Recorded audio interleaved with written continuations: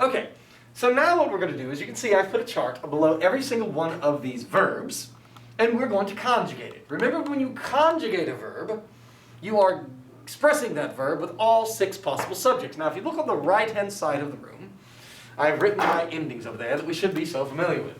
OST, must, his, int. And by the way, there are going to be 3 more verbs, or I should say 3 more birds that I'll be saying embedded within this. And we know they correspond with I, you, he, we, y'all, and then they. Now, remember that there are 3 parts to a present tense verb, which is what we're forming here. Present verbs, they are going to be what we call active, which mean that the subject is committing the action. I actually do the verbing, you do the verbing, he does the verbing, versus I am verbed, you are verbed, he is verbed. That is a different, what we call, why am I forgetting what? Passive. Yeah, voice. That's a different voice. I blanked on it for a second, but at any rate. And so therefore, what we're going to do is you're going to have the formula that you take the present stem,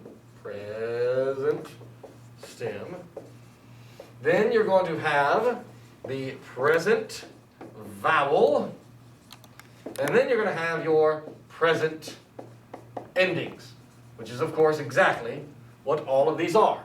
So over here in my verb examples, we have already underlined the present stem, because obviously it is the second principal part, is the infinitive. The infinitive gives the conjugation and the present stem. We already know our endings, OST, must, is, int. But now we have to determine what is the vowel for each one of these conjugated verbs. Now, I'm going to go ahead and write are, representing the fact that this is a first conjugation verb. You see it there. And the vowel that you are going to have is a long A. That is your vowel. And so, if I were to go ahead and take my stem, and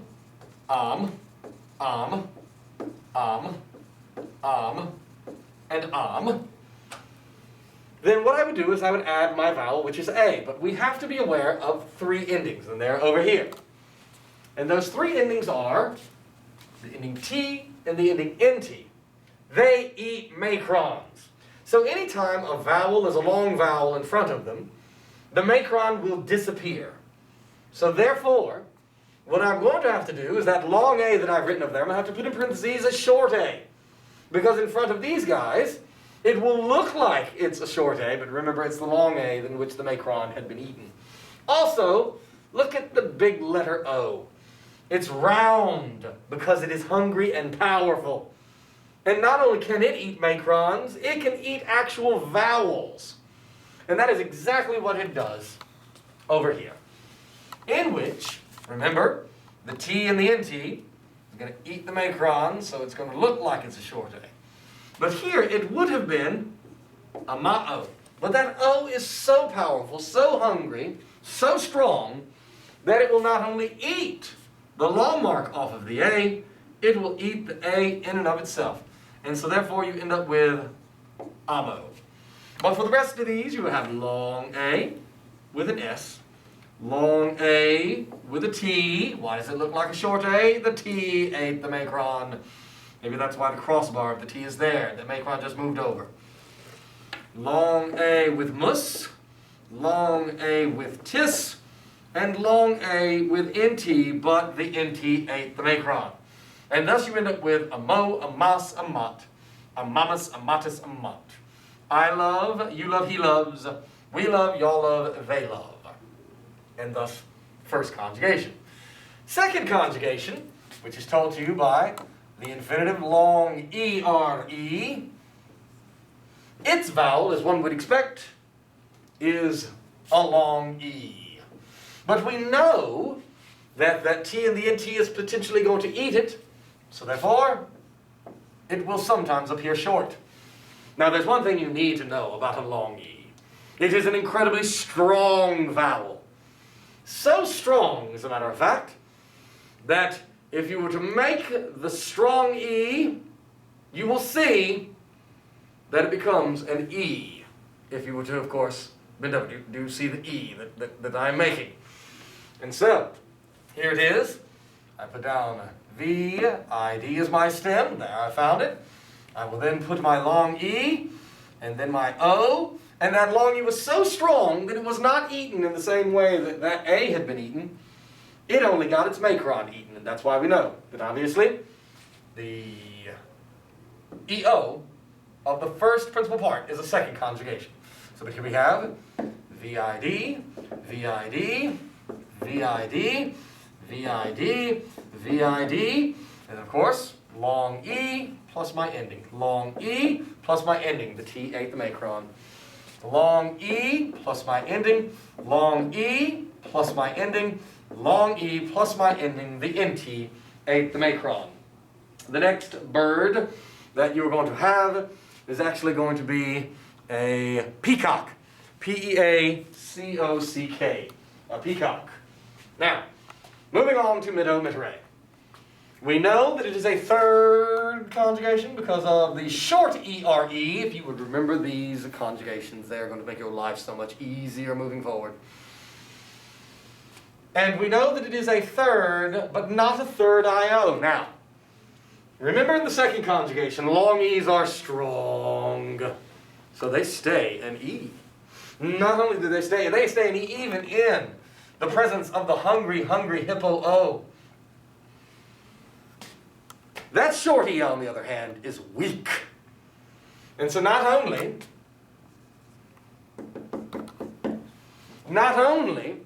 is it going to be gobbled up by an O, but in fact, that short E is so weak. It's weak, do you see? Not like the strong E. Long E's are strong. Short E's are so weak, that they will turn into another letter when they're put between a stem and an ending. And the letter that short E's are going to turn into is what I am here, the letter I. But not just the letter I, a letter I with a dot. And so, if I put down my stem, my vowel is that I. Mittis. Put down my stem, my vowel is an I. Mittit. And man, oh man, does this trip up Latin 1 students. They think that they can shove an E in here. They cannot. The vowel of the third conjugation is an I. And so I do the same thing, put down the present stem, present vowel, present ending. Present stem, present vowel, present ending. And then finally, present stem. And you would think INT. But you must understand something. The Romans do not like that sound. The Romans don't make them say int. The Romans make them say unt. No. And so what I should do is go over here to my endings, and I should put a double asterisk on nt. And the reason I'm putting a double asterisk on nt is because the equation is as follows. I plus nt is going to render that I changing into a u. And so instead of mitint, it is mitunt. Na. And so therefore, memorize this simple equation, and things will be easier for you. So again, an I, but I suppose I should put in parentheses the letter U, because indeed, Romans don't make them say int. Romans make them say unt. Na. Now, moving on. Hopefully you've noticed a pattern by now. And that pattern is that the first principal part, the part we don't care about as much, is always right here, which means that it is the first person singular. All of these are present. All of these are active, meaning the subject commits the action. And all of these are verb forms known as indicative. Indicative indicates something, a statement of fact. I love, it's a fact. You love, that's a fact. He loves, that's a fact. And so these forms, when they are giving us statements of fact, are what we call the mood of the verb, the indicative mood. And we'll need that because we'll have another mood that we're going to learn. So, moving on, in which I could have just simply dropped it down in there, because what is the first principal part? The first person singular, present, active, indicative. What is the first principal part? The first person singular, present, active indicative. What is the first principal part? First person singular, present, active, indicative. What's the second principal part? The second principal part is the infinitive. The infinitive gives the conjugation and the present stem. Now move on to yakio yakare, the third IO. Again, you can just drop it right in. Yakio. Why? Because the first principal part is the first person singular, present, active, indicative. It's a third conjugation. Shorties are weak. Ere. Yakio yakare. And so the vowel is an I with a dot. So I have here yak. I have here yak. Yak. Yak. Yak. Your second bird is an emu. E-M-U. An emu. Now, what I'm then going to do is simply add my vowel, which is the I. S. Yakus. Add my vowel, which is the I. Yakit. Add my vowel, which is the I. Yakimus. Add my vowel, which is an I. Yakitus. And here, however, we are going to have an NT. But we cannot have an INT. The Romans don't make them say in. The Romans make them say unt. Na. And so, we would actually have a U. But there's something you have to know. And that is going to be applicable to third IOs and fourths IOs. I don't say IOs because they're all IOs in the fourth. And that is IO here, IU there. And so it's not just going to turn from int into unt, but since it is an IO, it's eunt that we have there. IO here, IU there. IU there, IO here. And that is going to be the way that you would conjugate it when you're dealing with a third IO. So here in parentheses, I can put IU, because obviously that is the other circumstance. Finally, we have the last one. Audire. Oh, and I forgot to put it over here, remember? Short E-R-E, third, but it's a third I-O. Here, ire tells me that this is a fourth conjugation. And so, I can drop down that first guy because what is the first principal part?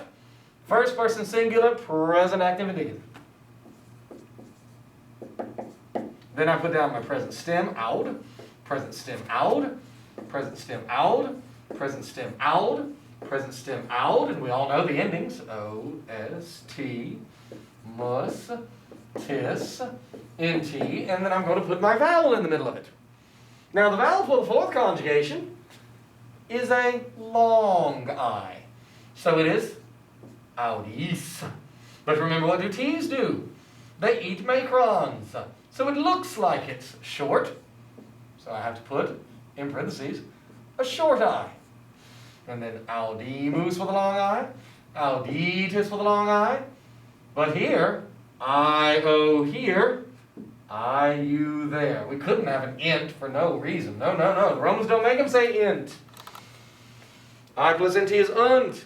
But because it is the fourth I-O, it is I-U. So we can put in parentheses, I-U for audiunt.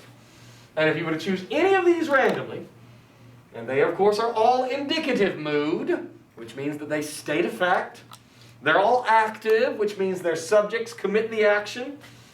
You sinned, you are doing it. They sinned, they are doing it. Not you are sent, but you do the sending. They are all present, happening right now, and first, second, and third, singular and plural. The first principal part is the first person singular. All of them are present, action now. All of them are active, subject is doing the action, not acted upon. And all of them are in a particular mood called indicative. And I know that they are an indicative because they and their form lets me know that they are in the indicative. And they have three parts to it. If I were to pick one randomly, let's pick that one.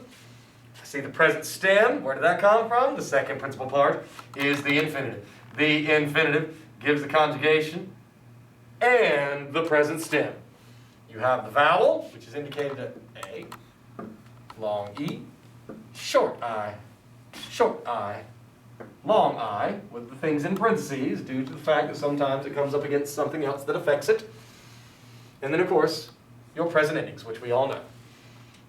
O-S-T, must-tis-int. Your third and final bird is a parrot, P-A-R-R-O-T. Thanks for watching.